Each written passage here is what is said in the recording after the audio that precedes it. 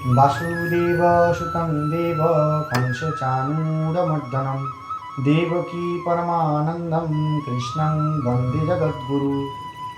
एकादश्यं नमो देव्यै महादेव्यै नमो नमः। पराविद्यादेहिने नित्यं सर्वविद्यानमस्तुते। नारायणं नमस्कृत्यं नरं चैव नरोत्तमं देवीं सरस्वतीं व्यास ततो जयमुदीरयेत्।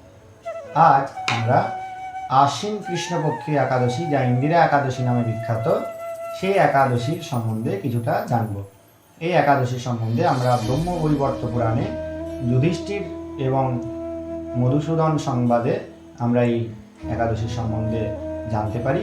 এই একাদশীর ইষ্ট দেবতা হচ্ছেন ভগবান পদ্মনাভ। যদিও এই পদ্মনাভ ভগবানকে এর পরবর্তী যে একাদশী তারও ইষ্ট দেবতা হিসাবে কোনো কোনো পুরাণে আমরা প্রাপ্ত হই। কোনো কোনো পুরাণে এর পরের একাদশীটিকে পদ্মনাভ অথবা কোনো পুরাণে সেইটিকে বাসুদেব রূপে অর্চনের বিধান আছে।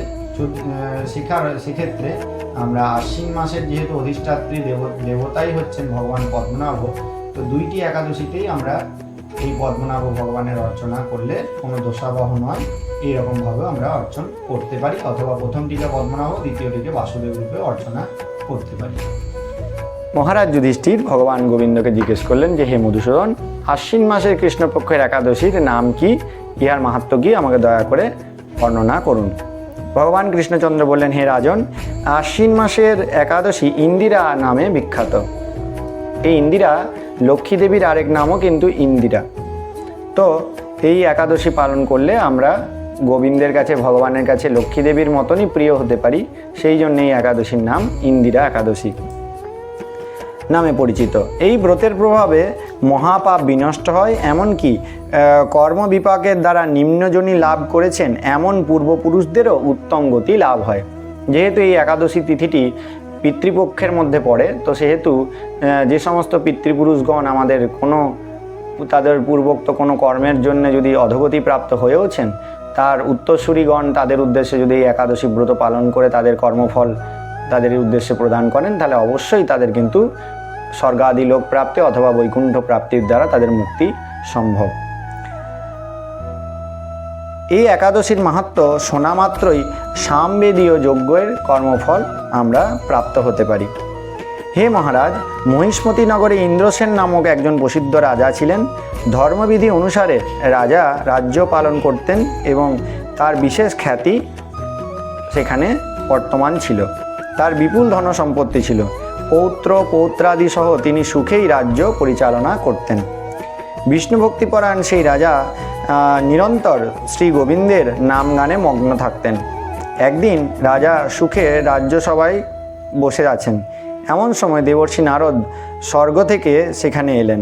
তাকে দর্শন করে রাজা জোড় হাতে তার উদ্দেশ্যে উঠে দাঁড়ালেন। দণ্ডবত প্রণাম করে মুনিকে আসন পাদ্য অর্ঘ্য আদি ষোড়শোপচার পূজা নিবেদন করলেন। অতঃপর বললেন, হে মুনিবর, আপনার দর্শন মাত্রই আমার যাবতীয় যজ্ঞ ফল লাভ হয়েছে। এখন আপনার আগমনের কারণ জানি আমাকে কৃতার্থ করুন। দেবর্ষি নারদ বললেন, হে মহারাজ, আপনি বিস্ময়কর এক কথা শ্রবণ করুন। আমি এক সময় জমালয়ে গমন করেছিলাম। নারদ মুনি বলছেন যে আমি এক সময় ঘুরতে ঘুরতে জমালয়ে অর্থাৎ প্রেত লোকে গমন করেছিলাম। সেখানে জমালয়ে সবার মধ্যে বহু পুণ্যকারী মধ্যে আপনার পিতাকেও দেখলাম। ব্রতভঙ্গের পাপে তাকে সেখানে যেতে হয়েছিল। হে রাজন, আপনার পিতা যে সংবাদ প্রেরণ করেছেন আমি তা এখন আপনাকে বলছি। যেহেতু আমাদের এই জড়দেহর দ্বারাই আমাদের তপস্যা সম্ভব, আমাদের সূক্ষ্ম দেহর দ্বারা বা দেহপাত হলে আর ধর্মকর্ম হয় না, ঠিক সেই জন্যে কিন্তু তার যে এই যে আমাদের ইন্দ্রসেন রাজার যে স্বর্গীয় পিতা, পরলোকগত পিতা, তিনি কিন্তু নারদ মুনির মাধ্যমে এই একাদশী ব্রতের কথা তার পুত্রের কাছে পাঠিয়েছিলেন। তো সেই জন্য আমাদের যতদিন পর্যন্ত দেহ আছে ততদিন পর্যন্ত কিন্তু আমাদের উচিত যে আমরা এই ব্রত আদি দেহ থাকতে থাকতেই করে নিই। কারণ শাস্ত্রে বলছে শরীরং খলু ধর্ম সাধনং।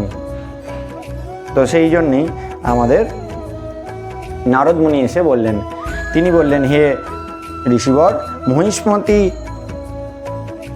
মতির ইন্দ্রসেন রাজা আমার পুত্র। নারদমুনি এবারে বলছেন যে নারদমুনিকে কী তার পিতা বলে পাঠিয়েছেন। তো বলছে মহিষ্মতি নগরে ইন্দ্রসেন রাজা আমার পুত্র, তাকে বলবে আমার বহু পুণ্য অনুষ্ঠিত করলেও কোনো একটি কারণবশত জমালয়ে আসতে বাধ্য হয়েছি।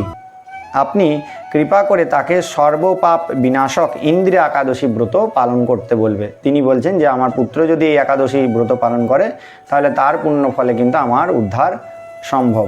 কারণ আত্মনা জায়তে পুত্র, পুত্রের দ্বারা করা পুণ্যফল পিতা অবশ্যই লাভ করেন। তো সেই ব্রতের প্রভাবে আমি নিষ্পাপ হয়ে স্বর্গে যেতে সমর্থ হব। এই কথা জানানোর জন্যেই আপনার কাছে আগমন করলাম। আপনার পিতা মঙ্গল বিধানে আপনি যথাবিধি এই ইন্দিরা একাদশী ব্রত পালন করুন। রাজা জিজ্ঞেস করলেন, হে মহর্ষি, এই ইন্দিরা একাদশীর বিধি কি? কোন তিথিতেই বা কোন পক্ষে একাদশী ব্রত পালন কর্তব্য কৃপাপূর্বক আমাকে বর্ণনা করুন। দেবর্ষি নারদ উত্তরে বললেন, হে মহারাজ, আশ্বিন মাসে কৃষ্ণপক্ষে দশমীর দিনে শ্রদ্ধা সহকারে প্রাতঃ স্নান করবে, অর্থাৎ সকালবেলায় উঠে স্নান করতে হবে। মধ্যাহ্নকালে ভক্তিভরে আবার পুনরায় স্নান করবে, দ্বিতীয়বার আবার মধ্যাহ্নকালেও স্নান করতে হবে। রাত্রিতে ভূমিতে শয়ন করবে। পরের দিন একাদশীর প্রাতকৃত্য আদি সমাপন করে নিরাহার থাকবে, উপবাস করবে একাদশীর দিনে। ব্রতের নিয়মাবলী দৃঢ়ভাবে পালন করবে।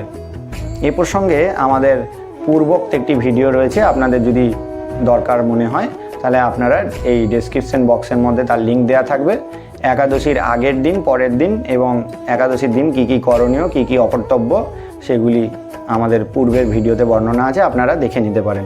কারণ সম্পূর্ণ একাদশীর ব্রতের ফল লাভ করার জন্য অবশ্যই আমাদের 3 দিনের যে নিয়মটি সেটি কিন্তু সুষ্ঠুভাবে পালন করা উচিত।